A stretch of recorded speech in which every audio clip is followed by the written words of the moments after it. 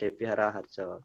Mungkin sebelum kita mulai, kita awali terlebih dahulu pada sesi siang hari dengan berdoa terlebih dahulu. Berdoa menurut agama dan kepercayaan masing-masing. Berdoa dipersilahkan.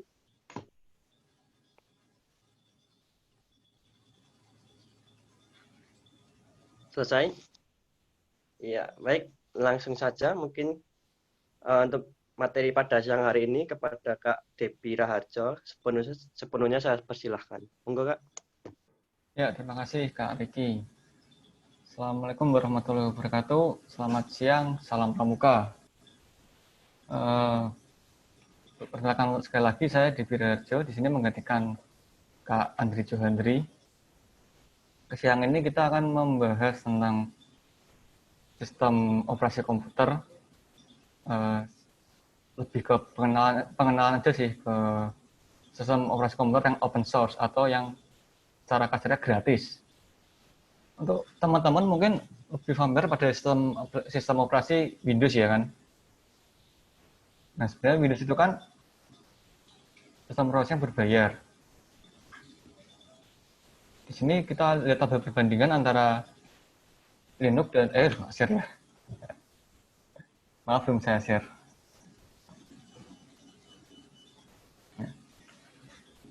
Perbandingan antara sistem operasi yang Linux ini open source untuk Windows yang berbayar. Untuk harganya benar-benar gratis, tidak ada biaya spesial pun. Tapi biasanya untuk beberapa pengembang itu mereka meminta donasi seikhlasnya. Dan sebenarnya sih donasi nggak apa-apa sih. Tetap bisa pakai OS-nya. Dia sifatnya terbuka. Maksud dari open source sendiri itu bisa cari di Google. Alah.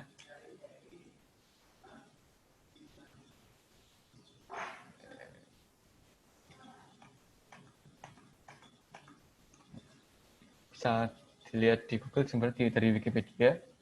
Open source merupakan perangkat lunak terbuka yang kode sumbernya terbuka untuk umum.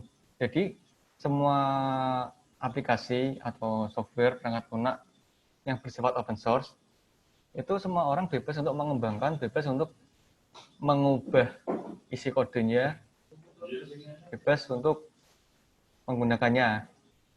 Jadi dengan kita menggunakan open source, kita dapat mengubah aplikasi itu sesuai dengan preferensi kita masing-masing. Kalau untuk Windows kan kita bayar dapat Windows, ya udah kayak gitu aja bentuknya kan. Paling ya cuma bisa install aplikasi, dan aplikasi di Windows pun kadang juga banyak yang masih berbayar. Lalu untuk keamanannya sendiri, dari sistem untuk Linux ya, terutama di sini, itu lebih aman daripada Windows. Itu karena semua file di Linux itu sifatnya dapat dieksekusi semua filenya. Jadi kita bisa memilih file mana aja yang akan kita eksekusi, mana file yang tidak akan kita eksekusi. Kalau di Windows kan semua aplikasi berbasis file exe untuk ekstensinya. Jadi bisa saja dalam file exe itu sudah dimasuki oleh program-program jahat seperti malware atau trojan untuk mengambil data-data pribadi di komputer kita. Lalu untuk bootingnya, ini agak lebih teknis sih. Jadi Windows hanya bisa booting di hard disk utama kita. Jadi kalau misalkan di OS kita, seringnya kan di komputer kita cuma ada satu operating system, cuma ada satu sistem operasi. Nah, jika ada dua sistem operasi atau lebih, Windows itu hanya akan berjalan pada hard disk utama kita. Nah, kalau di Linux itu bisa di hard disk sekunder atau mungkin partisi kedua. Jika satu hard disk dipotong menjadi dua partisi. Untuk file routing system, ini maksudnya adalah seperti ini. Jadi kalau teman-teman buka command prompt ya, kan ada C user. Jadi ada di artinya itu hard disk C folder user dalam folder user lagi. Sedangkan kalau di Linux itu dia forward slash atau slashnya ke kanan. Jadi misalkan untuk ini kan dinamakan home directory atau directory home untuk user. Kalau di Linux itu biasanya directory-nya berupa slash home slash user. Nah, disinilah home directory-nya. Lalu berikutnya, untuk penamaan file di Linux dan di Windows juga berbeda. Di Linux itu case sensitif. Jadi di Linux kita bikin file di home user. Nama filenya adalah misalkan db.txt sama home user db.txt. Jadi kedua buah file ini merupakan dua buah file yang berbeda. Karena di Linux itu case sensitif, besar kecil hurufnya berpengaruh. Jadi pastikan kalau teman-teman menggunakan Linux itu memberi nama file, memberi nama variabel itu disesuaikan besar kecil karakternya. Tapi kalau di Windows untuk file bernama file di user db.txt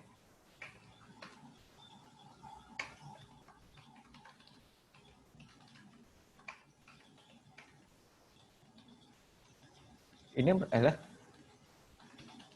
merupakan file yang sama.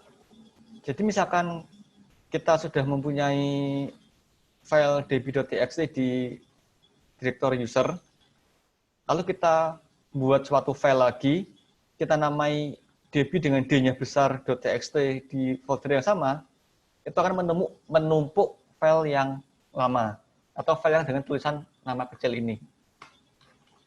Seperti itu. Berikutnya, untuk file system, ini adalah format hard disk-nya. Jadi, rata-rata yang saya tahu ya, format hard disk di Windows itu bisa dibaca di Linux. Kalau untuk FAT ini kan sudah ini format lama banget, sepertinya sudah tidak dipakai. FAT32 juga sudah tidak dipakai sepertinya, sudah jarang yang pakai sekarang. Untuk di Windows yang saat ini dipakai itu adalah NTFS. Karena dia support untuk kapasitas hard disk-nya dalam gigabyte-nya itu lebih gede. Nah, kalau tidak salah itu FAT32 itu cuma sampai 4 GB satu filenya. Kalau NTFS bisa lebih.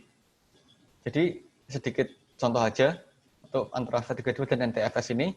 Misalkan teman-teman punya sebuah flash disk, itu diformat ke FAT32. Meskipun flash disk-nya itu kapasitasnya 16 GB, tapi sebuah file tidak bisa lebih dari 4 GB kapasitasnya.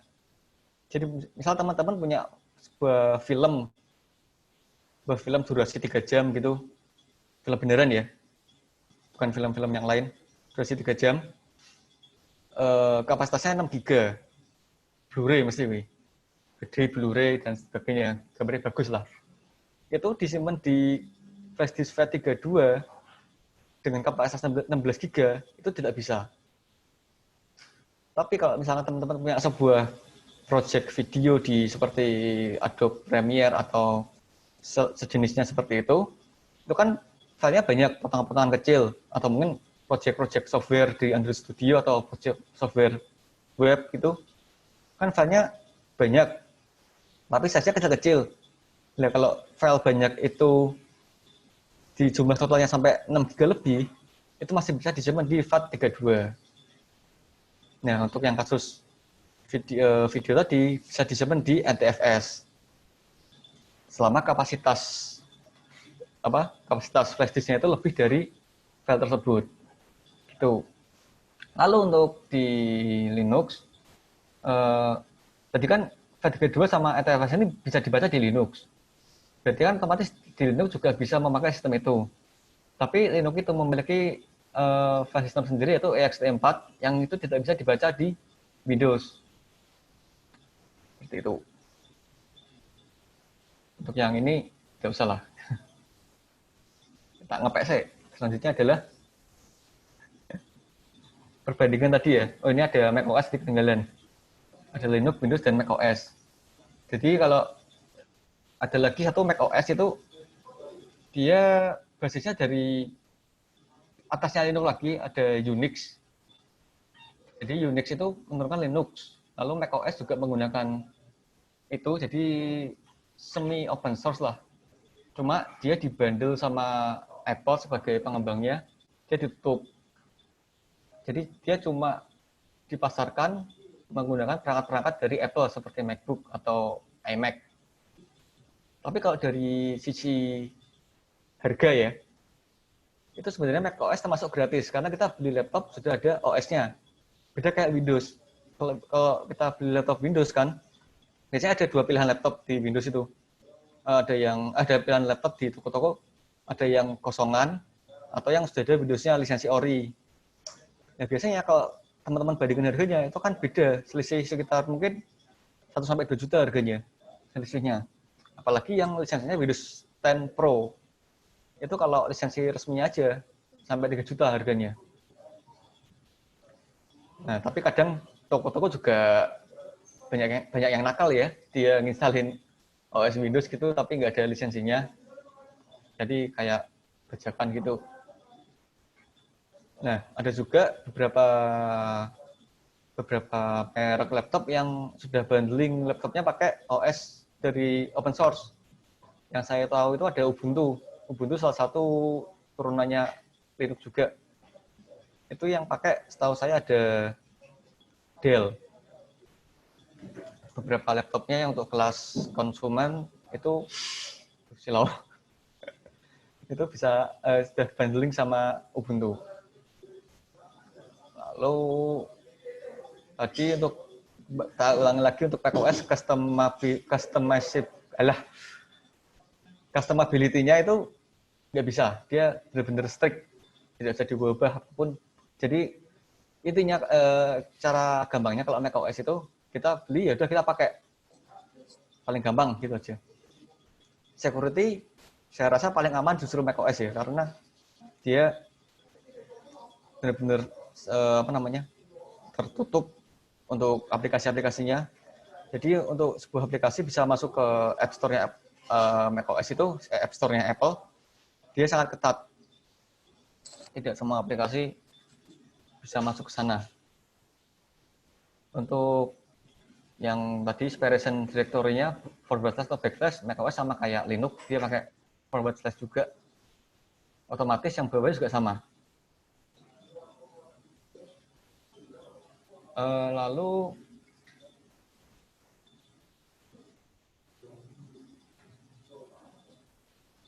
apa ya? Lalu untuk kelebihan, kekurangan dan kelebihannya, mungkin dari sisi performa dulu ya. Dari Windows, kita sudah merasakan semua kan kalau Windows. Mungkin untuk laptop-laptop yang jadul, PC jadul, diisi Windows zaman sekarang kan bakal terasa berat. Jadi memang kinerja Windows itu memang cukup berat dibandingkan kedua temannya ini. Untuk Linux dia cenderung lebih ringan karena sebenarnya Linux itu basisnya adalah command line kayak gini, basisnya seperti ini. Cuma untuk yang konsumen atau pengguna biasa itu bisa dipakai, diinstalli dengan desktop environment. Nanti bahas di agak belakang nanti itu. Lalu untuk macOS, kalau kita beli macOS yang banding dengan hardware-nya atau beli MacBook atau iMac yang sudah terinstall dengan macOS, itu pasti akan terasa sangat ringan sekali. Karena pengembangan aplikasi, pengembangan software-nya, pengembangan sistemnya itu tertutup dan untuk hardware yang itu saja. Jadi dia pengembangannya, para pengembang itu bahagia gitu, dia nggak mikirin terlalu banyak hardware yang mau dipakai. Contohnya kan bandingin teman-teman kalau punya teman atau mungkin teman-teman pakai sendiri, antara iPhone sama Android itu kan agak kerasa banget kan perbedaan performanya. Itu karena pengembangan OS-nya di Apple itu sangat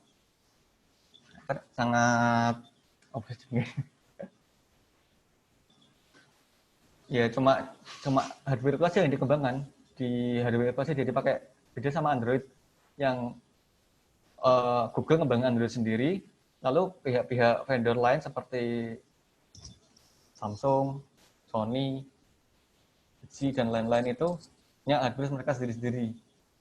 Jadi developernya akan kesulitan untuk membuat performanya sama rata. Seperti itu. Lalu untuk kelebihan open source ini, saya ambil dari Jujunomic blog. Jadi kelebihannya yang seperti tadi saya juga sudah sampaikan, pengguna bebas mengembangkan sistem.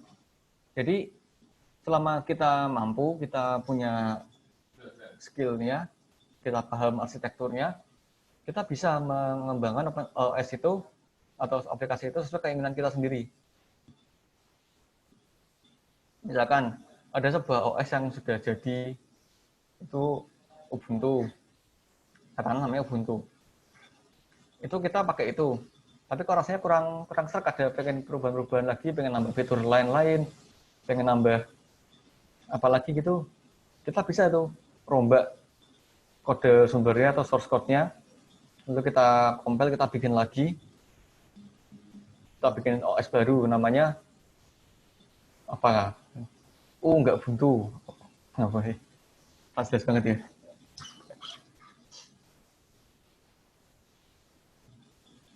Terus, untuk berkaitan dengan pengembangan tadi, jadi teman-teman bisa mempelajari untuk open source mengembangkan sistem operasi itu. Jadi ada contohnya, masih tebak ya. Di Linux ini, saya agak promosi dikit. Linux ini adalah sistem operasi turunan Linux yang dikembangkan oleh komunitas di udinus.com. Jadi mereka mengembangkan sistem operasi sendiri. Kalau nggak salah itu dia lebih ke arah untuk pembelajaran pemrograman. Jadi di dalam sistem operasi ini sudah terinstall beberapa aplikasi untuk pemrograman, baik itu desktop, web, mobile, atau lain-lainnya. Jadi besar banget kemungkinan kita membuat OS yang sesuai keinginan kita sendiri dengan aplikasi-aplikasi apa saja yang kita butuhkan, baik itu kita mau pakai sendiri atau kita share ke orang lain agar dapat manfaat. Lalu yang kedua, kelebihannya adalah legal, tidak melanggar hak cipta. Seperti tadi yang saya bilang, kayak kita beli laptop di toko gitu kan, kadang ada penjual yang misalnya Windows, kita beli laptopnya di SKU-nya atau ID modelnya itu dia nggak ada OS-nya, tapi kita beli ke tokonya udah dapat OS. Itu kan sama aja kayak melanggar hak cipta. Kita nggak bayar untuk Windows-nya, tapi kita dapat Windows. Itu. Kalau kita pakai open source, itu legal. Selama kita download-nya dari website resminya dia, misalkan ada Ubuntu ini, kita download di sini. Selama kita download seperti ini, itu legal, boleh, tidak ada masalah apapun. Tapi kalau kayak Windows tadi kan, Windows memang kita bisa download sendiri, tapi kan untuk menggunakannya kita perlu aktivasi atau kode aktivasi ya. Lalu yang ketiga, tidak ada versi bajakan. Gimana mau dibajak? Dia aja kan terbuka, bebas untuk siapa aja. Jadi mau orang lain ngambil, terus lalu diubah, atau bikin yang sama persis kayak gitu kan juga nggak masalah selama dia emang bikinnya terbuka, open source untuk umum, tidak ditutup, boleh untuk mengubah-ubah juga.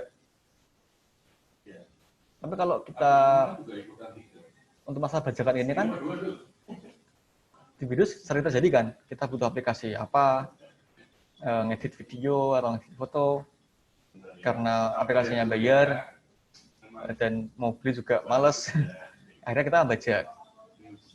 Dan itu kalau ini kata teman saya yang punya prinsip seperti ini. Kalau kita pakai aplikasi bajakan, software bajakan, nanti kalau kita kerjanya nggak berkah, gitu. Jadi lebih baik kalau emang mau pakai Windows, diusahakan belilah. Kalau belum mampu beli atau mungkin nggak ada alokasi buat beli, ya saatnya kita ke open source. Untuk tadi yang saya tekan terakhir, saatnya kita ke open source, itu juga diusung sama Doscom ini. Mereka punya tagline, open source-kan masyarakat dan memasyarakatkan open source. Jadi mereka punya misi seperti itu. Berikutnya untuk kekurangannya dari open source itu tidak ada dana untuk pemasaran. Jadi ya karena mereka dikembangkan oleh sebuah komunitas, jadi untuk pemasaran pengiklanannya juga terbatas. Tidak seperti Windows atau Mac yang mereka ada dana untuk promosi, untuk pemasaran, untuk iklan di mana-mana kan segede-gedenya. Tapi coba kalau teman-teman kan sering lihat ada iklan Windows, iklan Apple gitu kan. Tapi kalau iklan Ubuntu belum ada kayaknya kan di TV, di YouTube gitu. Yang server open source lainnya, Linux lainnya. Figurnya kurang familiar. Mungkin ya kalau kurang familiar ini kembali ke orang masing-masing ya.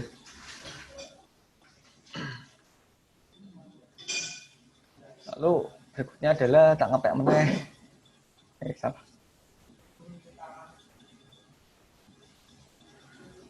Distro Linux. Kita masuk ke distro. Distro itu adalah sebenarnya bukan distro sih, distribusi Linux, Linux distribution. Lebih sering dikenal sama distro. Itu adalah ini distribution atau lebih disingkat distro. Itu merupakan turunan-turunan OS dari Linux yang bisa difungsikan untuk berbagai macam kegiatan, berbagai macam kebutuhan. Ada Linux yang untuk pengguna umum, rumahan, ada Linux yang untuk server, ada Linux yang untuk hacking, sebenarnya bukan hacking sih, untuk pengetesan sebenarnya, untuk keamanan. Di sini ada sebuah gambar ini.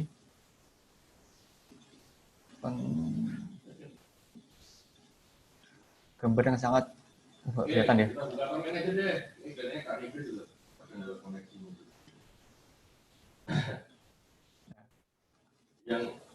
Jadi sebenarnya semua Linux itu distribusi Linux itu ada segini banyak ini. Ini semua distribusi Linux ini semua sistem operasi semua, OS semua bisa dipakai semua. Cuma yang terkenal emang cuma ada beberapa.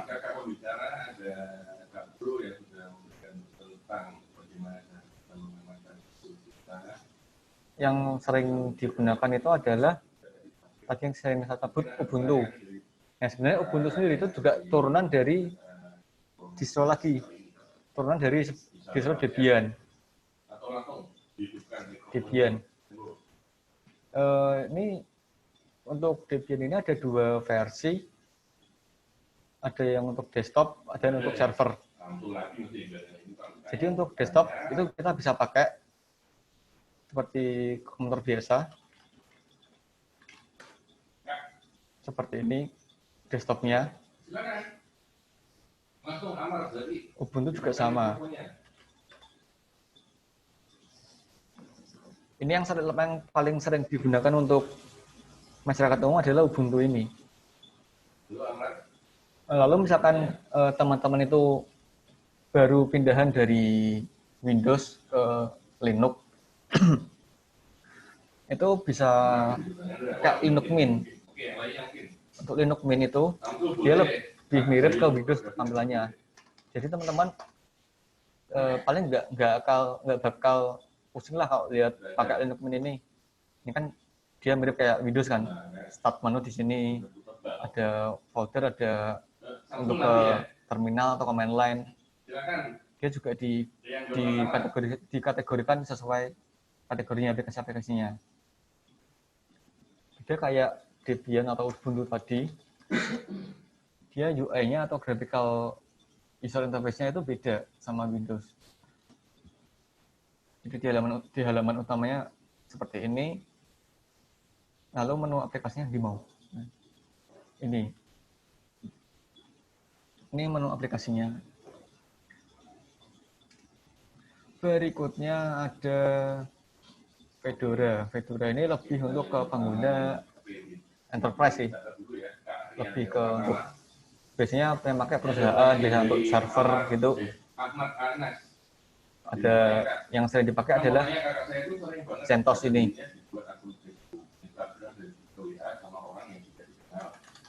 CentOS. Nah, meskipun CentOS ini biasa dipakai buat perusahaan, buat server, tapi dia juga punya GUI, graphical user interface.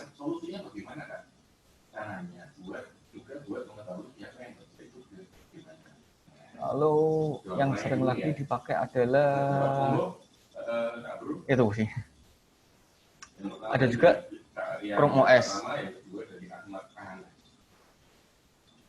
Chrome OS itu yang ngembangin Google.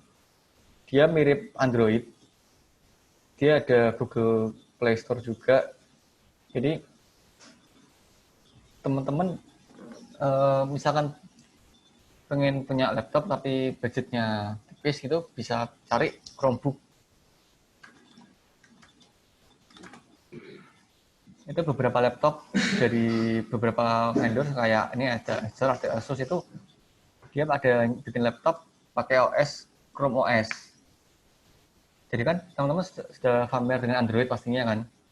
Jadi OS ini kayak Android. Ya bedanya kalau misalkan kita pakai buat belajar biasa kan paling ngetik Google Word, Excel, PowerPoint gitu kan. Itu di sini sudah ada Google Docs, ada Google Slide, Google Sheet, Spreadsheet sebagai gantinya.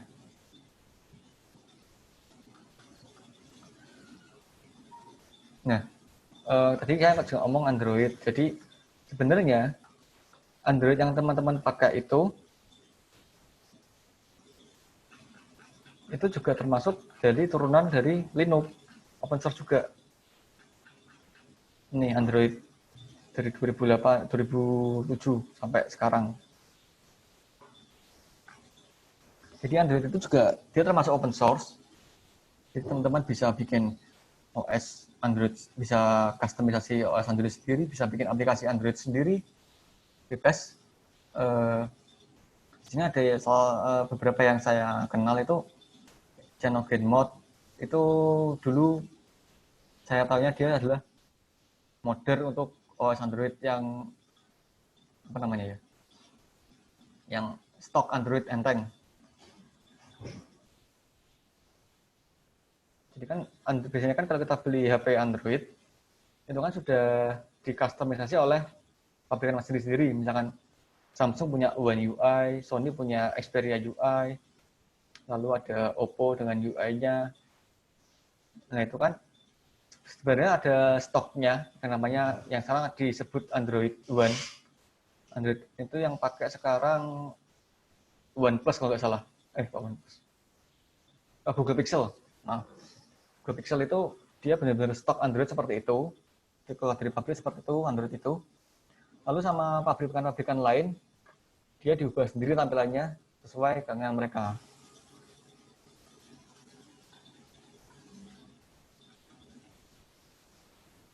Oke, pada pusing nggak? Habis sini apa sih? Mungkin sampai sini ada yang mau tanya dulu nggak? Kalau mau tanya bisa di chat atau langsung ngomong. Ya, silakan kakak yang mau bertanya silakan bisa langsung ngomong di unmute mic-nya atau bisa dengan lewat chat seperti itu. Ini ada Kak Sip Gohul Hak Geri. Asus A412F gimana Kak buat coding? Coding apa dulu? Mau coding web, coding Android atau coding platform lainnya? Kalau untuk coding Android sih atau aplikasi game misalnya itu paling enggak dia harus punya RAM minimal 8 sekarang sih. Tapi kalau untuk sekelas web atau ya web sih yang paling enteng itu nggak harus gede-gede. Dilihat dari speknya aja. Tapi usahakan yang jelas sih kalau saran saya untuk saat ini harus SSD. Itu wajib sekarang. Nokia pakai Android juga sepertinya. Nokia yang baru ya saya juga nggak ngikutin Nokia sih sebenarnya.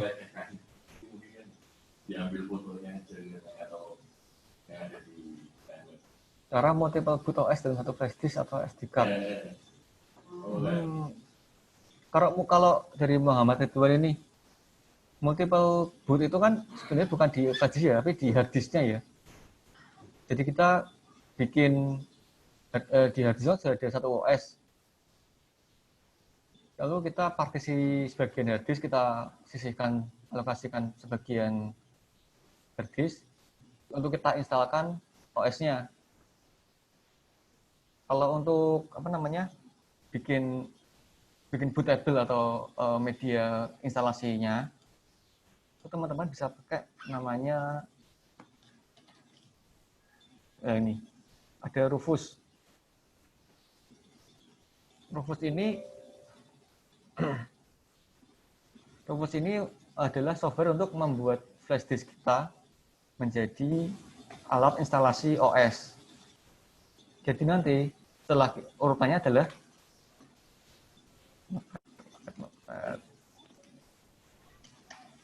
adalah kita partisi hard disk itu buat bootable flash disk untuk media instalasi pakai Rufus. Lalu kita dari komputer kita restart.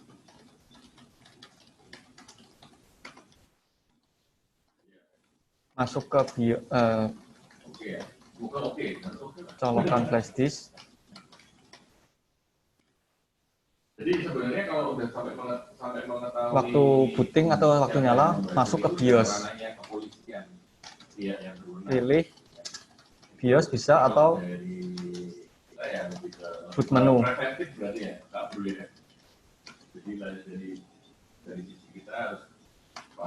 Pilih booting dari flash disk. Lalu setelah ini tinggal ikuti aja proses instalasinya. Ya, waktu proses instalasi jangan lupa pilih partisi hard disk yang kita sisihkan tadi. Jangan kita install di hard disk yang utama kita. Soalnya kalau memang kita mau install ulang ya. Itu Kak Ridwan. Ini ada yang nyaret.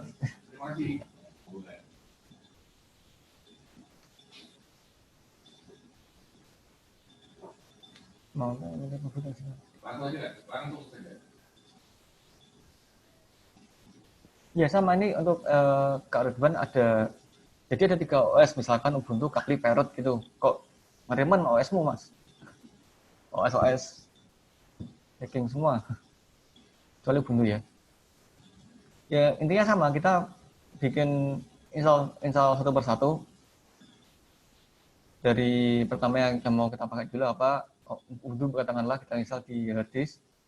Lalu kita bikin partisi lagi, kita install OS kedua, bikin partisi lagi, install OS ketiga. Untuk penginstalan masing-masing OS setelah dari langkah ini, itu kan beda-beda tiap OS-nya.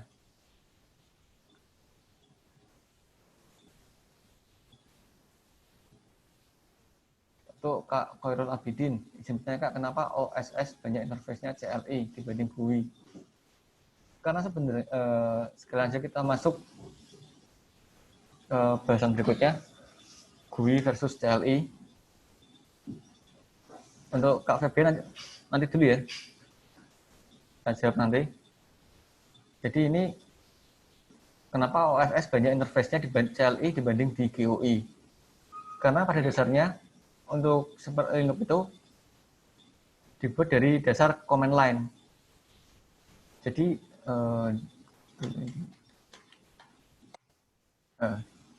di sini ada Google, ada Ubuntu. Ubuntu kan ada Ubuntu server. Ubuntu server itu dia berbasis command line. Debian juga ada Debian server, dia command line juga.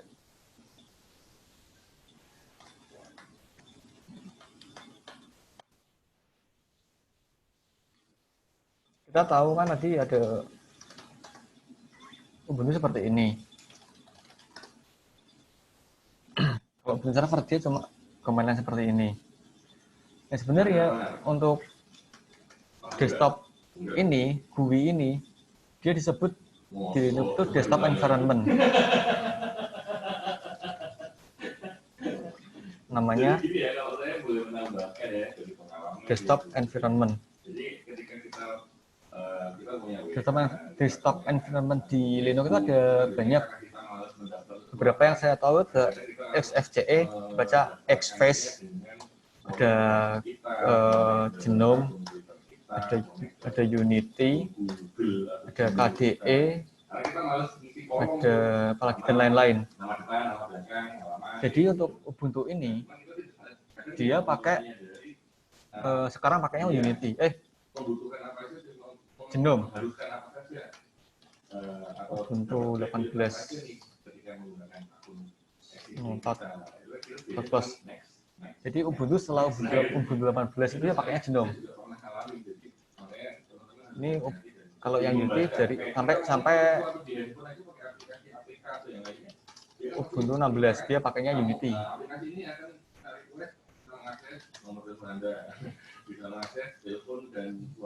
ini kan Genome kan sama kan mirip kayak Ubuntu tadi kan. Ada titik-titik di sini apa namanya ini? Alah. Ada taskbar di kiri. Kalau kita lihat Ubuntu kan sama. Sama kan. Ubuntu 16 bentuknya seperti ini. Ini desktop environment namanya Genome. Unity, maaf. Ini Unity. Seperti ini. Dia bedanya tadi kan kalau pakai Genome di Ubuntu yang baru, dia di bawah untuk application drawer-nya, dia di atas untuk Unity ini. Lalu ada lagi Xfce. Iya.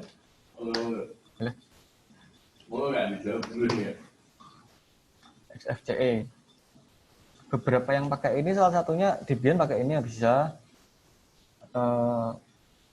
Linux Mint itu kalau nggak salah pakai ini juga, kan mirip kan. Dia taskbar di bawah kayak Windows, ada start menunya, lalu aplikasi-aplikasi lainnya. Lalu ada lagi KDE. Nah ini juga mirip Windows ini. Jadi beberapa, tadi saya sempat baca sih, saya juga baru tahu juga ada beberapa OS yang CLI yang bisa diganti desktop environment-nya. Jadi semua kita mau pakai desktop environment yang mana.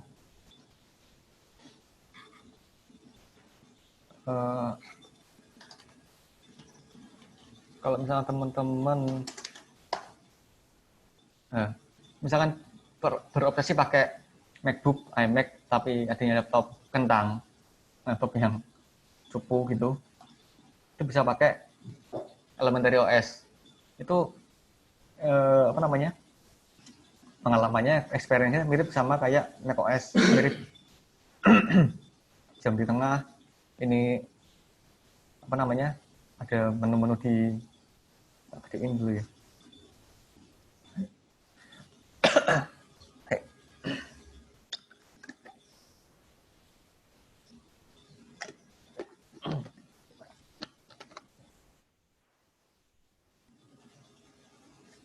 lanjut ya. Ada jam di tengah, ada untuk menu power di kanan, ini ada untuk setting network juga, volume. Di kiri ada, kalau di macOS namanya Finder, ada menu aplikasinya. Dan yang paling jelas ini ada docking di bawah ini, dia mirip dengan sama macOS. Tinggal nanti kita bisa juga edit untuk apa tema-tema ikonnya ini, biar sesuai yang kita mau, biar lebih mirip sama macOS. Itu. Jadi kalau caranya biar nggak di Terus tadi mana chatnya ya? di apa namanya? Tadi Kak Khairul Abidin gitu ya. Jadi intinya Coba bacaan ya. untuk GUI itu kita bisa milih sendiri. Oke. Sambil kita mau OS ini mau pakai GUI yang mana. Tapi itu tidak semua OS bisa pakai semua GUI. Mungkin bisa dibaca di dokumentasi OS-nya. Dia support untuk GUI yang mana. Dia support untuk desktop environment yang mana. Itu ya Kak. Kak Muhammad Fabian. Cintanya kalau untuk belajar umum lebih baik Windows atau Linux dan kompatibel dengan aplikasi yang juga game. Apakah ada pembelian jauh dari ini? Kembali ke awal tadi ya, kalau emang ada duitnya sih Windows enak nih. Disarankan Windows kalau ada duitnya, tapi kalau emang belum ada, untuk Linux tadi beberapa yang sudah saya sebutkan seperti kayak Ubuntu atau Linux Mint itu untuk pemula lebih mudah dipahami. Terutama Linux Mint sih, dia lebih gampang digunakan. Untuk compatibility aplikasi, kalau aplikasi sebenarnya beberapa aplikasi berbayar di Windows itu, aplikasi bukan game ya, aplikasi itu ada alternatifnya di Linux. Seperti untuk Office-nya di Windows ada Word, Excel, sama apa namanya, PowerPoint dan sebagainya, itu ada namanya LibreOffice di Linux. Itu gratis. Nah, kalau mau yang lebih keren lagi, kayak Chromebook OS tadi, Chrome OS tadi, bisa pakai Google Sheet, Google Docs, Google Slide. Itu mah kita memungkinkan kita untuk kolaborasi sama beberapa orang secara langsung. Jadi kita bikin dokumen itu ngetik barengan. Jadi misalkan saya bikin pembukaan, pendahuluan, Mas Riki bikin daftar isi gitu kan, bisa bareng-bareng untuk kerja kelompok itu, satu file, satu paket dokumen bisa lebih cepat. Tapi ya itu dia harus online, tidak bisa. Kalau untuk kolaborasi tidak bisa offline. Kalau untuk game, kalau teman-teman sering nge-game dan game yang benar kayak di Steam gitu kan, di Steam kan ada juga Steam untuk apa namanya, untuk Linux. Ya, itu juga ada beberapa game yang kompatibel di Linux. Jadi ya saya nggak tahu berapa banyak karena saya juga sudah lama nggak nge-game juga. Yang jelas bisa untuk game di Linux. Pembaruan jadwal, ini pembaruan jadwal kalau Windows kan sudah jelas dia ada update-nya terus. Kalau misalnya saya ambil contoh untuk Ubuntu ini biasanya setiap tahun dia mengeluarkan versi baru. Untuk tahun ini ada 20.04. Dan dari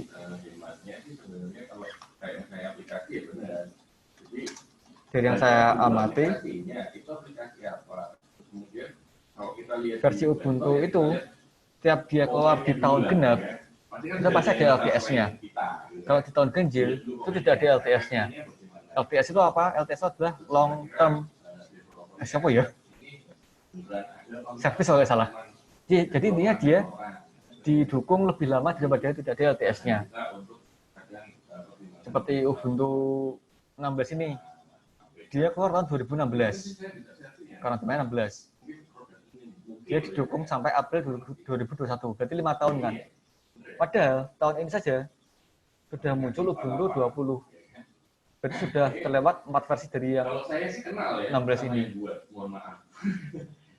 Berarti andaikan laptop kita masih pakai Ubuntu 16 pun, sampai April 2021 itu masih aman digunakan selama kita rajin update, security update, patch, seperti itu.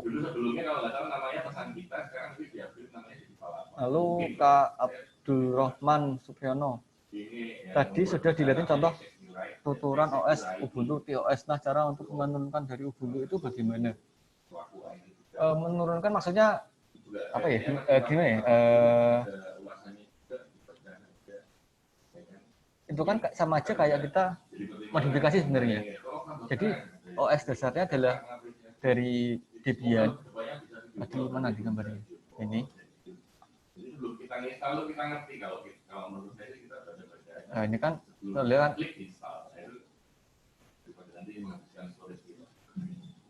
dari dasarnya ini Debian. Dia bercabang segini banyak. Coba hitung aja ada berapa ini. Ada segini banyak turunan OS itu. Caranya adalah kita buka kode sumbernya, buka source code-nya, kita edit, kita ubah-ubah, kita compile, lalu kita compile lagi untuk jadi OS baru. Untuk caranya silakan cari di Google saja, karena saya juga belum pernah pakai itu, belum pernah membuat OS sendiri. Saya baru levelnya pemakai, bukan pembuat.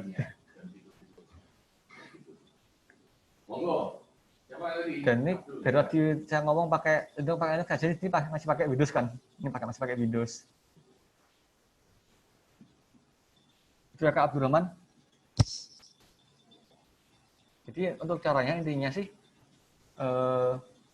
kita buka source code-nya, kita edit, dengan dia OS-nya dibikin sama siapa, pasti ada dokumentasinya di websitenya itu. Tuh. Berikutnya ada apa lagi nih? Jelly GUI sudah. Ada pertanyaan lagi nggak sebelum saya masuk ke berikutnya? Ya, silakan yang mau bertanya. Boleh langsung di chat apa boleh yang mau ditanyakan, monggo. Silakan. Sebelum masuk ke bagian terakhir nih, habis ini. Langsung aja ya, terakhir aja ya. Oh ya, teman-teman jangan lupa masuk di webnya Sakamennya buat absensi ya, biar terdeteksi masuk seperti itu.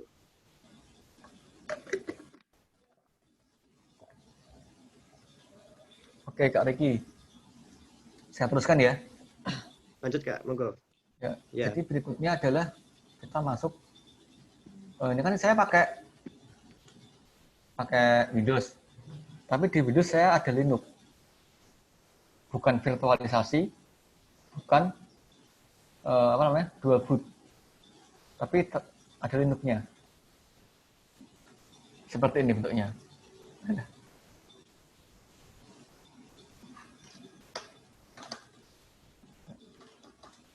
Ini kan kayak tadi yang bilang, untuk home directory-nya adalah /home/ nama user. Ini ya. Berarti ini Linux. Kenapa ini ada di PC saya? Ini disebut nama WSL. Atau Windows Subsystem for Linux. Cara-cara instalasinya bisa dilihat saja di dokumentasinya ini. Jadi dengan WSL ini kita dimungkinkan untuk menggunakan Linux di Windows kita. Tapi sejauh yang saya pakai ini baru terminal saja. Kok saya sempat nyari kemarin, sempat lihat juga di YouTube itu ada WSL yang bisa pakai GUI. Cuma saya belum coba itu. Nah, ini ada yang beberapa solusi ya. Kalau teman-teman penasaran bisa dilihat aja video-videonya gitu untuk cara WSL yang pakai GUI. Jadi nggak cuma seperti ini. Tapi kalau tapi bagi saya untuk ini saja sudah cukup sih, sudah cukup pakai komentar ini saja di WSL-nya. Karena fitur-fitur yang saya pakai juga ada di sini seperti saja ada MyTop, ada SCP. Untuk itu semua apa? Nanti bisa dicari. Untuk aktifin WSL ini, caranya pertama teman-teman itu masuk ke setting Windows dulu, pencet aja tombol Windows, ketik Windows Feature, kan muncul turn Windows Feature on and off. Ini diklik saja. Lalu teman-teman cari di bawah ada namanya Windows Subsystem for Linux. Ini dicentang. Setelah dicentang OK, nanti PC akan minta reboot atau restart. Di restart aja. Setelah itu aktif, teman-teman masuk ke Microsoft Store. Di Microsoft Store. Jadi pastikan teman-teman sudah pakai Windows 10 yang terbaru. Di Microsoft Store ini cari aja. Tadi kan yang saya pakai tadi adalah Ubuntu.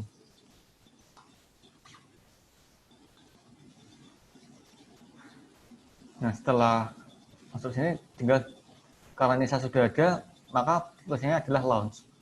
Kalau belum ada, nanti di sini tulisannya adalah install. Tinggal install aja, klik, dia akan mendownload langsung sampai selesai. Setelah itu tinggal di close saja ini Microsoft Store-nya.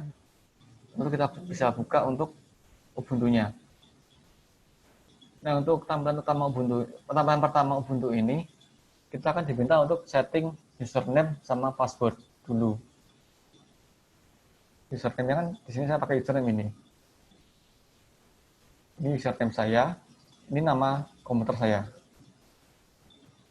Seperti itu. Terus sebenarnya di WSL ini nggak cuma ada Ubuntu sih, ada beberapa. Saya sudah nggak hafal. Debian juga ada Debian. Kalau Debian ini kan dia mirip dari Ubuntu ya, karena Ubuntu turunannya Debian. Ada juga Kali.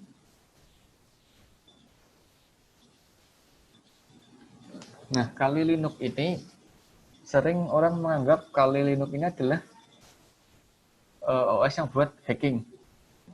Ya nggak salah sih, karena memang banyak tool untuk peretasan di dalamnya. Tapi sebenarnya kalau kita bisa pakai Kali ini dengan bijak, itu adalah OS yang untuk keamanan, untuk mengetes keamanan sistem kita. Jadi misalkan kita bekerja di sebuah perusahaan developer gitu, developer kita bikin sebuah sistem aplikasi.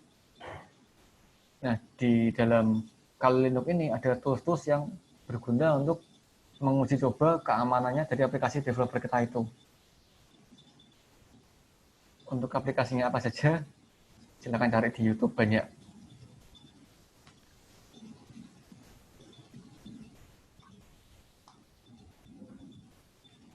Terus apa lagi ya? Ada yang mau tanya lagi nggak? Silakan yang mau tanya.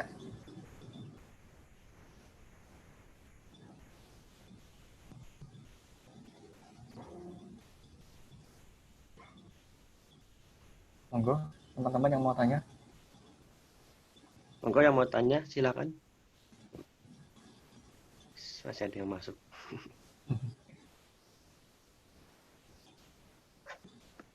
Lagi nih, aku juga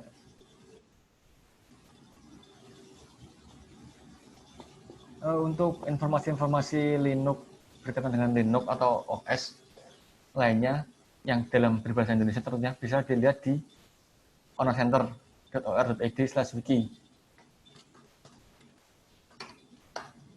Nah, di sini tinggal teman-teman cari aja apa kayak Linux. Nah, akan keluar materi dari Kak Ono tadi. Nah, ini juga ada nih Linux apa yang seharusnya kita pakai. Tadi seperti pertanyaan Pak siapa tadi?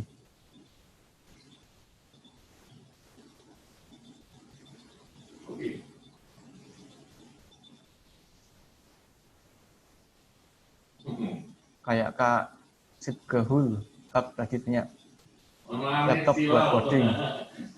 Nah, kalau ini OS-nya yang buat coding. Jadi di sini ada kalian bisa tentukan sendiri OS mana yang mau kalian pakai. Jadi dilihat dari kalian itu siapa? Apakah orang bisnis, cuma sekedar hobi buat pakai laptopnya, pengguna normal, desainer, atau developer program. Nah, ini untuk coding di sini. Nah, kalau orang bisnis, pakainya ini, beberapa ini. OpenSUSE, Fedora, Debian. Fedora tadi kan untuk yang enterprise-nya. Lalu kalau kita hobi, kita seneng otak-atik atau biasa aja? Kalau iya, di sini ada namanya OS Arch Linux. Sudah pernah pakai Arch atau belum? Kalau belum, ya pakai Arch atau beberapa lainnya ini di sini. Kan di sini ke sini. Ya. Kalau sudah pernah pakai Arch, bisa nyoba Gentoo, CentOS, Debian. Lalu untuk pengguna normal, ya di sini tadi, yang umumnya di sini. Pengguna normal sudah pernah pakai Linux atau belum? Kalau belum pernah pakai Linux, kalian dari mana sebelumnya? Dari Mac atau dari Windows? Kalau dari Windows itu bisa pakai Ubuntu atau Linux Mint yang sering dipakai ini. Kalau dari Mac bisa Ubuntu atau Elementary OS. Nah, kan Elementary OS kan tadi saya bilang dia mirip sama Mac OS untuk tampilannya. Tinggal kita modif sedikit, kasih ke tema-tema sedikit, itu bakal jadi Mac OS Tier 1. Seperti itu. Untuk grafik dia mengarahnya sama ke sini juga. Dari Windows dia larinya ke Linux Mint atau Ubuntu. Ini kalau kalian adalah seorang desain grafis, senang gambar, senang pakai Adobe Illustrator, Adobe Premiere Pro. Kalau dari Mac ke sini juga sama. Lalu kalau kalian adalah sebuah pengembang programmer, developer, senang coding, itu bisa, kalau pengen yang simpel-simpel yang cuma ya udah kita cuma ngoding jalan selesai ya pakai ini Ubuntu, Linux Mint dan lainnya ini. Tapi kalau pengen ngoding yang lebih advance, yang kita pengen ngoprek lagi ngutak-ngatik OS-nya seperti apa, kita pakai ini Arch Linux, Manjaro dan lain-lainnya ini. Jujur aja saya juga yang di sini belum pernah pakai semua, belum pernah lihat semua. Lalu ini tadi yang bahwa kalau kita mau perform penetration testing, lah ini kan tadi saya bilang untuk menguji keamanan aplikasi developer kita pakai Kali Linux bisa itu. Ya memang toolsnya itu kan tool untuk menjebol ya, ada seperti information gathering, ada vulnerability test.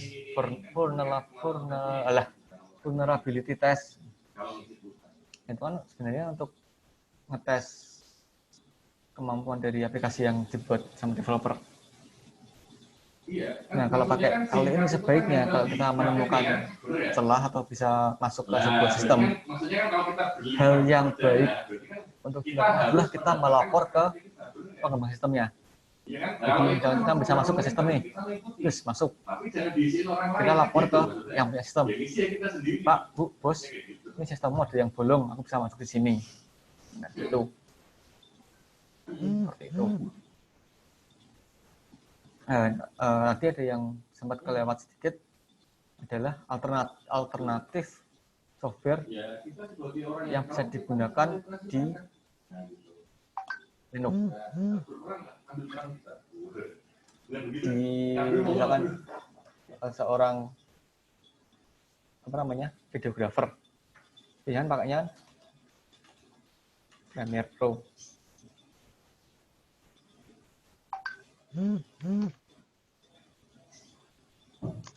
Premiere Pro pakai Illustrator, After Effects. Itu ada alternatifnya di Linux adalah apa? Kali aku. DaVinci Resolve. Ada Lightwork. Sekedar informasi saja, DaVinci Resolve ini merupakan software dari sebuah brand yang mereka memproduksi alat-alat untuk kegiatan broadcasting, Blackmagic Design.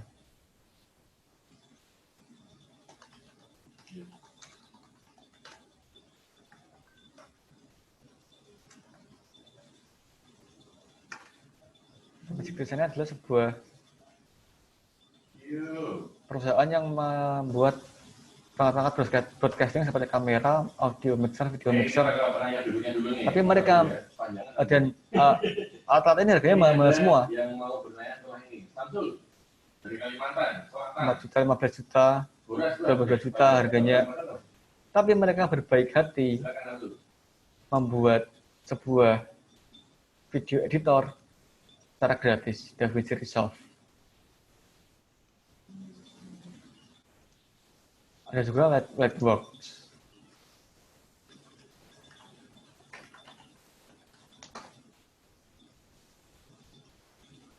Kayak gini tampilannya. Mirip kan sama kayak Premiere Pro.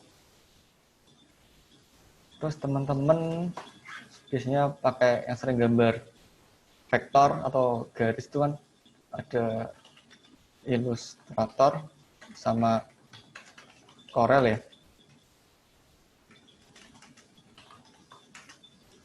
Itu bisa pakai apa ya? Inkscape. Bener nggak? Kok lama ya?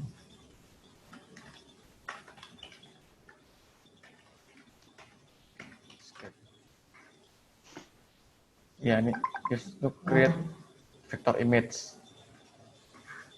Jadi Inkscape ini fungsinya sama kayak Corel atau Adobe Illustrator.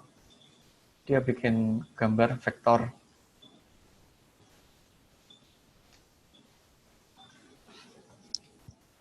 Terus Photoshop. Nah, gimana? Agak lupa.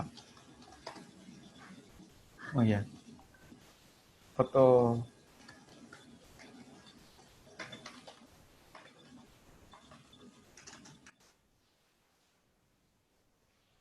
Photoshop bisa pakai GIMP.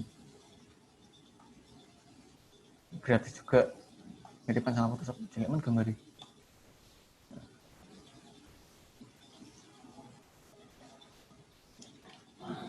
Terus teman-teman kalau pengen pakai 3D itu apa yang terkenal di Windows?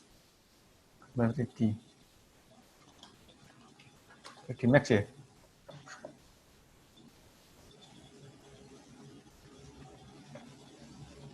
Di Max kan bayar. Untuk yang open source-nya bisa pakai Blender. Nah, itu Nike. Blender. Nah, ini juga sama. Dia bikin 3D juga.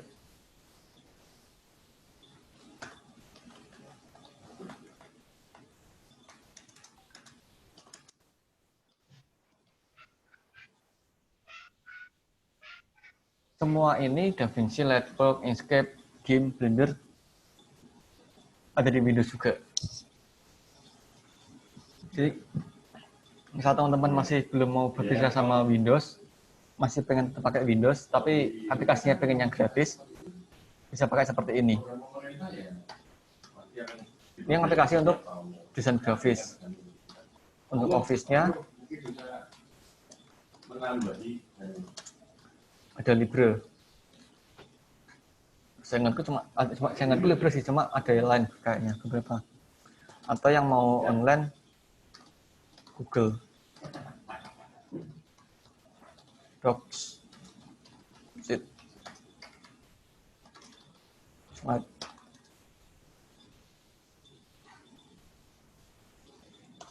Itu buat Office. Kalau buat coding, developer aplikasi itu rata-rata semua semua alat untuk pengembangan aplikasi sudah gratis semua ya. Ada Visual Studio Code, ada Android Studio, ada NetBeans. Ini sebenarnya lebih ke text editor sih.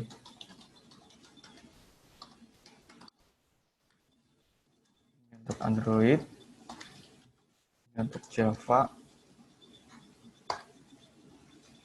lalu dan sebagainya. Kalau kebanyakan yang untuk ngoding itu sudah pada gratis semua. Jadi mau di Linux, di Mac, di Windows bisa. Terus mau mana ya?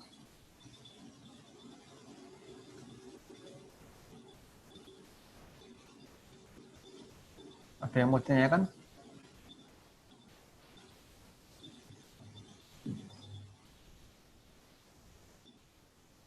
Pada mumet.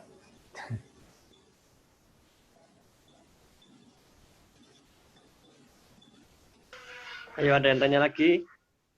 Sepertinya pada pusing-pusing ria ini. Ada yang tanya, monggo. Jadi intinya jangan takutlah kalau mau pakai open source. Kalau misalkan emang teman-teman Alfian Miftahul mau tanya kah? Kalau misalnya teman-teman masih takut buat install langsung di PC, di laptopnya teman-teman, bisa pakai virtual dulu di VirtualBox. Itu coba aja. Banyak tutorialnya di sana, di YouTube, di Google. Cara-cara install OS di VirtualBox gitu gimana. Nah, nanti teman-teman bisa belajar dulu. Di sana ada fitur apa aja di OS itu, ada cara-cara pakainya gimana, install aplikasinya gimana gitu. Alfian mau tanya? Jadi tanya kak. Monggo. Ya kak, tanya kak. Dulu Silakan, pernah Bro. sih kak iseng masang mau Linux Ubuntu. Itu pernah masang coba di laptop Asus TUF 504. Itu bisa kak. Bisanya itu masuk ke Ubuntu Portable, tapi Ubuntu aslinya itu nggak bisa. Itu kenapa ya kak? Asus TUV ya, TUF ya? Itu dulu temanku juga sempat ngalami itu dan belum tahu juga kenapa itu hasilnya. Apakah nggak support atau gimana itu? Bisa jadi dari laptopnya ya,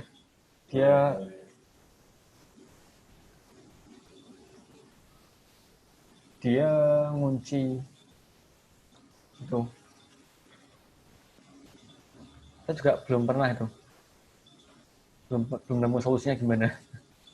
Ya, buat download aplikasi di Play Store kan harus punya email dulu kan. Ya. biasanya driver VGA-nya kah? Ada yang komen gitu itu. Driver VGA-nya kan kalau sudah terinstall atau gimana? Nggak tahu itu komen, ada yang komen kayak gitu. Gimana Kak Tangguh? Kak Teguh mungkin bisa berkomentar. Gimana itu? Mungkin bisa sharing di sini. Sharing lah, sharing. Ya, misalkan saya nggak bisa jawab ya, misalkan ada yang tahu, bisa sharing lah gitu. Jadi nggak satu orang gitu. Monggo, Kak Tangguh. Sebenarnya masalah nggak bisa booting tuh banyak juga gitu, harus dilihat errornya gimana. Nah, tapi yang umum sih biasanya driver Vega-nya. Soalnya barusan kemarin karena kayak ada laptop baru terus belum ada drivernya. Biasanya nunggu sebulan atau beberapa bulan gitu baru ada update driver dari si repository Ubuntu. Jadi ada istilahnya repository kalau di Linux ya. Ada repository itu di mana tempat di mana di Linux tuh download aplikasinya. Nah,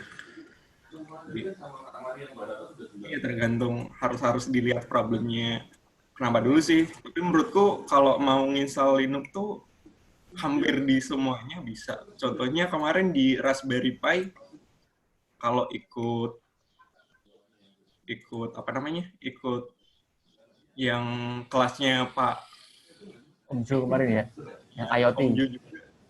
Nah itu kan kayaknya nggak terbatas di device-nya, nggak terbatas di itunya. Jadi sepertinya coba di-explore dulu deh. Tanya ke Google. Google adalah teman terbaik. Nah, yang penting adalah keywordnya benar. Itu sih.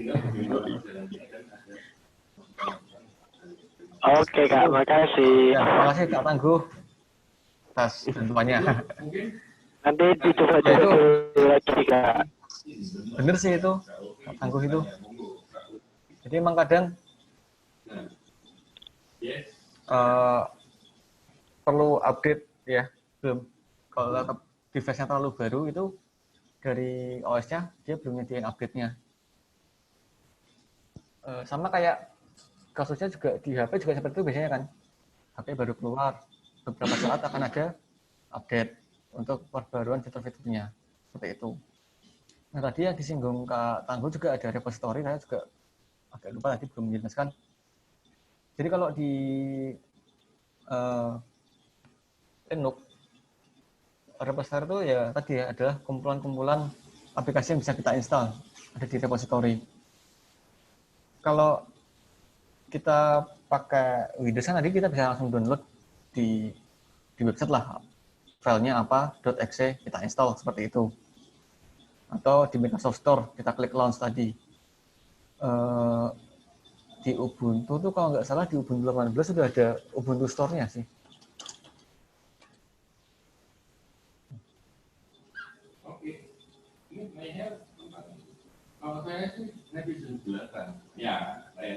Nah ini sudah ada Ubuntu 18 ke atas sudah ada Ubuntu Store-nya. Jadi untuk aplikasi-aplikasi umum bisa di-download di sini. Tapi kalau misalkan kita pakai command line atau apa namanya untuk misal aplikasi yang khusus gitu, itu bisa pakai namanya apt. Apt ini package manajernya Ubuntu. Bisa apt install. Terus nama aplikasi yang mau kita install apa gitu. Tapi pastikan sebelum kita install kita apt update dulu. Barangkali di repositorinya ada apa namanya? Ada update.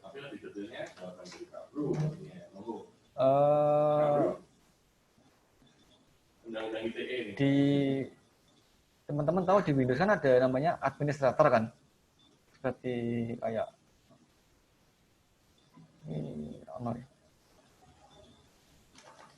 ini kan ada run as administrator di Command Prompt. Di Ubuntu atau Linux juga ada namanya super user atau root. Perintahnya untuk masuk ke super user sudo spasi su. Nek tak sambung aku ndak dikira aku misuh. Jadi sudo spasi su. Masukin passwordnya apa ya aku lalu.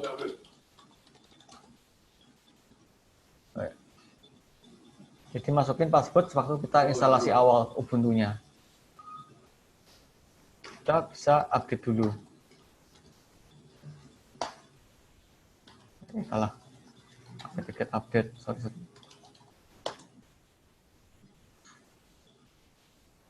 Nah, ini adalah repositorinya yang dia menyediakan aplikasi-aplikasi yang ada yang bisa kita install. Ini reponya sudah saya ganti untuk repo lokal di Indonesia. Secara default, reponya waktu kita install Ubuntu itu adalah reponya milik dia sendiri. Yang servernya entah di mana. Nah, dan dengan saya ngubah repositorinya ke repositori lokal ini, servernya ada di Surabaya mungkin ya, Surabaya Tetapama ini. Jadi proses update-nya kan lebih cepat. Itu. Terus ini ada Kak Muhammad Ridwan, dia chatnya private. Mau tanya, sudah install Ubuntu di VirtualBox, tapi kamera agak nyala. Di VirtualBox itu kan ada settingan untuk device-nya. Bisa di setting dulu untuk bagian kamera. Misalkan USB-nya atau pokoknya di settingan device di VirtualBox-nya, di virtual mesinnya. Jadi kan dia virtual, kadang itu virtual juga tidak bisa membaca semua device kita yang ada di komputer. Kalau masih kan dia sudah bisa baca, sudah ada settingannya itu di VirtualBox-nya. Ini coba aja Kak Ridwan ngulik lagi untuk settingan device di VirtualBox-nya. Itu ya Kak. Ada Kak Abdurrahman, cara mengubah repository ke lokal. Benar. Itu ada di sini.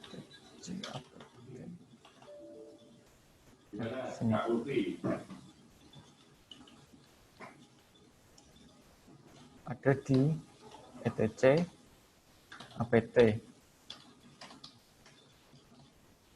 source.list.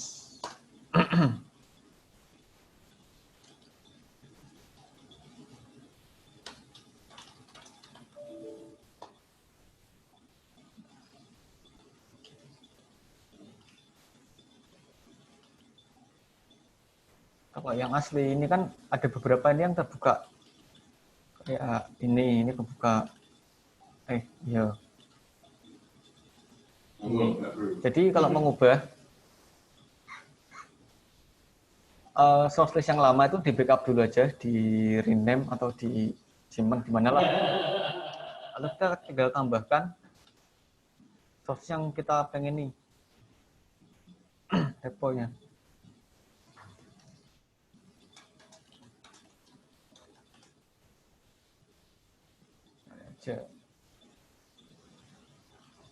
Nah, ini kan ada banyak ini. Cari aja Ubuntu Repo Indonesia. Nanti tinggal ini, salah satu dari blok-blok ini, di-copy aja ke sini. Ini juga udah ada caranya ini. Cara update repository. Buka file source.list di etc apt source list. VI ini, atau tadi saya pakai nano kan. Oke, ini terakhir nih, Bu. Jangan tambah lagi dong. Ini adalah sebuah text editor, Nano atau VI ini. Jadi kalau secara gampangnya tuh kayak kita buka Notepad gitu. Terus setelah diubah jadi yang repo ini, kita update, apt update. Tuh. Monggo lainnya. Sudah menuju ke penghujung acara ini. Kalau ada yang mau sharing, monggo silakan. Kak Tangguh sepertinya ini pengguna Linux ini. Ya Kak, apa jangan-jangan sistem administrator? Pakai dengan server?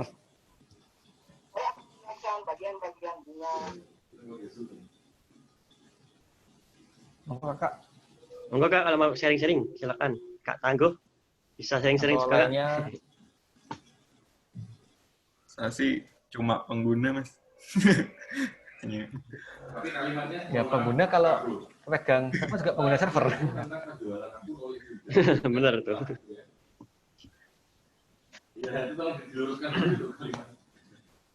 Oh, ada yang mau bertanya lagi?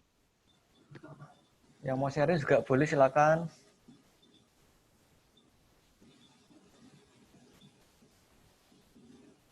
Sampai juga yang ngomong terus ya. Iya. Minum dulu Mas, minum dulu. Ada minum kan di samping? Ada. Ini tak ketok. Iya.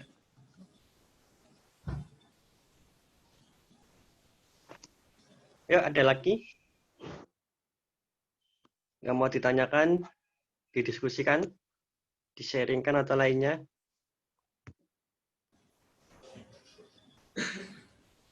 Kalau nggak ada, sebenarnya cukup sampai sini materi saya, karena saya juga. Itu ada Kak, itu Kak, dari Kak Oh, ya, Abdul ada. Rahman di chat. Kalau Kak, kalau download download, aplikasi biar diinstal secara offline, tapi menjadi satu paket. Maksudnya begini.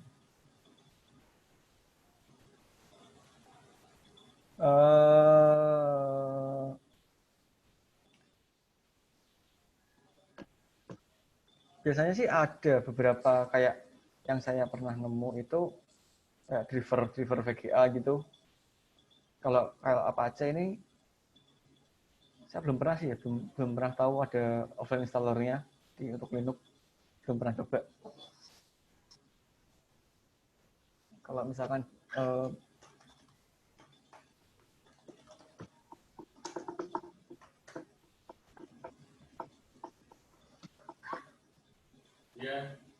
kalau misalkan ini kan apa namanya? Apa jenengnya? Driver VGA. Kita download itu. Dia kan .run. Itu cara runningnya bisa kalau nggak salah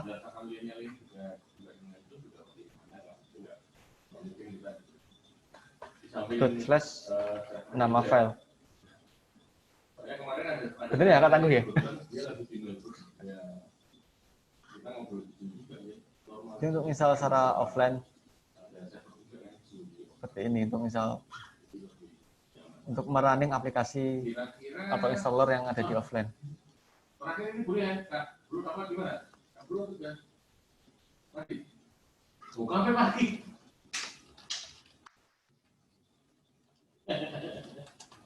Kak Oke.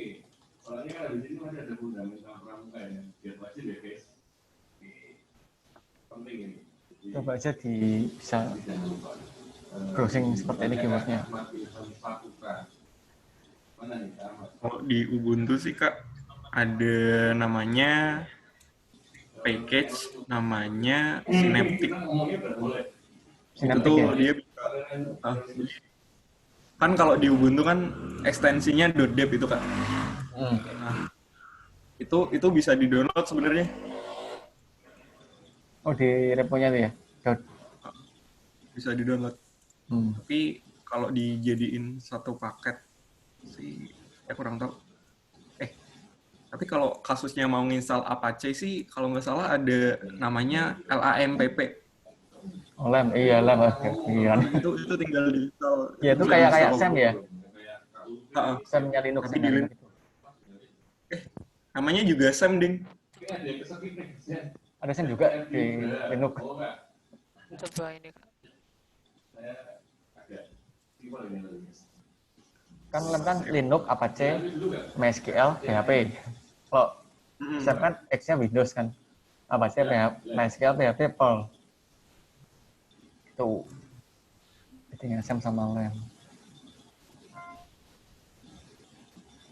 Ini GNS3 gimana Kak maksudnya Kak? Kak Abdul. Bisa jelaskan mungkin maksudnya?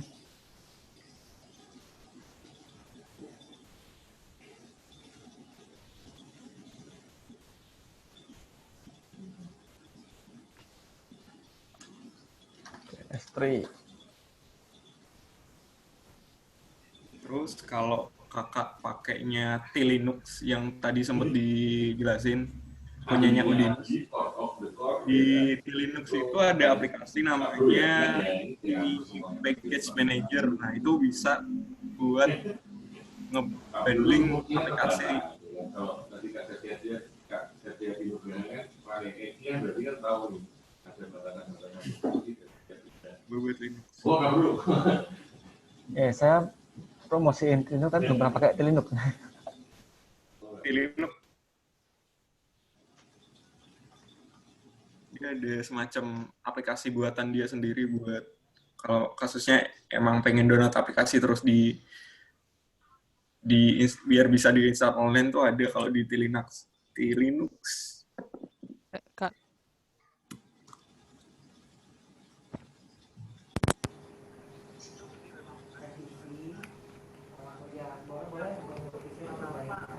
sesuai dengan hasil review.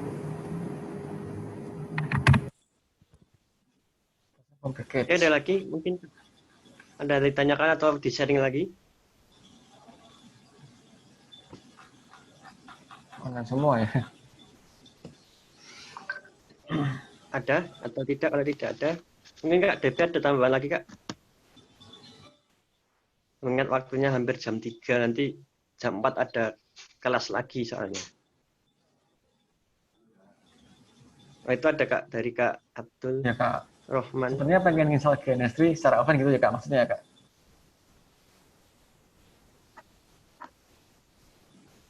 Kak Abdul Rahman mungkin bisa bersuara saja Kak, monggo.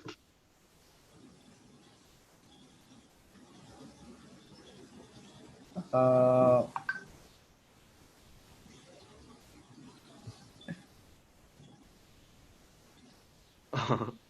mikrofonnya rusak ya.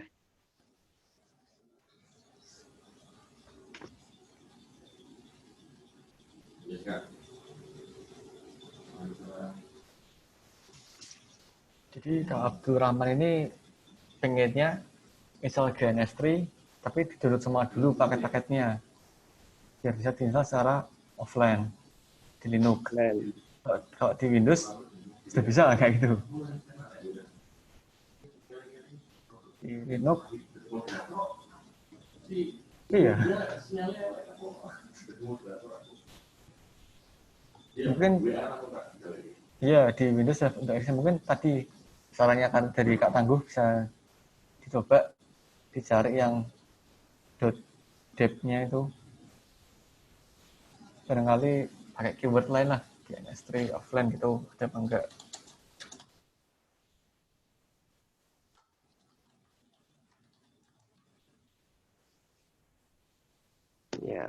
Ya begitu Kak ya, Kak Abdul Rohman. Kalau di Windows kan udah dalam bentuk Excel.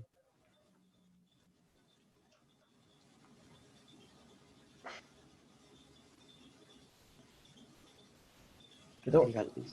Di sambil coba saya juga belum pernah iseng sampai sana sih. Saya belum terlalu iseng sepertinya. Jadi masih lemang-lemang aja.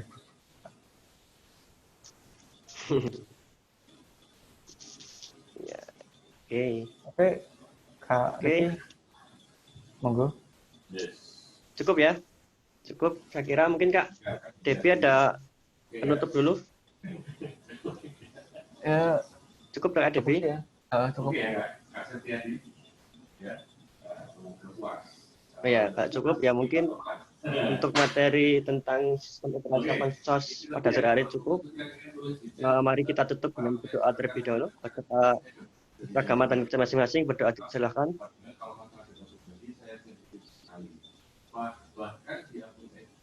Doa selesai. Baik, terima kasih rekan-rekan atas antusiasnya mengikuti kelas pada hari ini. Semoga apa yang kita peroleh pada hari ini bisa bermanfaat dan bisa kita kembangkan lebih dalam lagi ke depannya. Dan tetap semangat. Ya Kak, bisa foto dulu Kak. Putus asa. Dan sekian dari saya, dan silakan teman maaf. Oh, foto dulu ya? Ya, foto bersama dulu yuk. Dulu mungkin. Lupa tadi. Dinyalakan kamera. Webcamnya dinyalakan. Kameranya dinyalakan.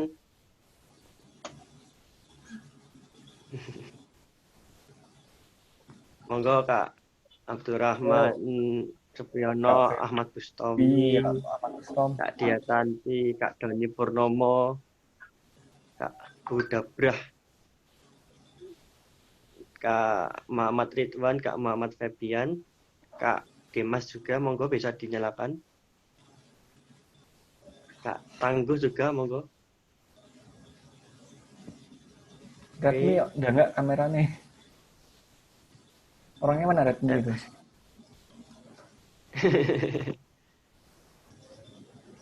Monggo Kak, bisa